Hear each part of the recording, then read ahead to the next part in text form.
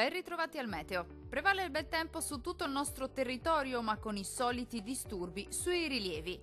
Nel dettaglio, sul Veneto sarà ampiamente soleggiato, sarà dunque una splendida giornata all'insegna del sole su tutti i settori. Al pomeriggio, tuttavia, non si esclude qualche breve acquazzone di calore sui rilievi. Cielo sempre sereno o al massimo poco nuvoloso invece altrove.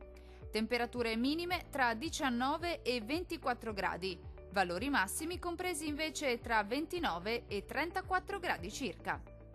Diamo ora uno sguardo al Friuli Venezia Giulia. Poche novità, situazione molto simile, solamente con qualche pioggia al pomeriggio sui rilievi alpini. Ampio soleggiamento invece altrove, con il cielo che si presenterà sereno o al massimo con presenza di poche nubi a carattere sparso. Temperature minime tra 21 e 22 gradi, massime comprese invece tra 31 e 34 gradi. Vediamo infine la situazione del Trentino Alto Adige. Non cambia di molto la previsione, con tanto sole al mattino e con accesa instabilità invece a partire dal pomeriggio, con temporali possibili un po' ovunque sulla nostra regione, localmente anche di moderata intensità. Temperature minime intorno ai 19 gradi, massime oscillanti invece tra 29 e 30 gradi circa.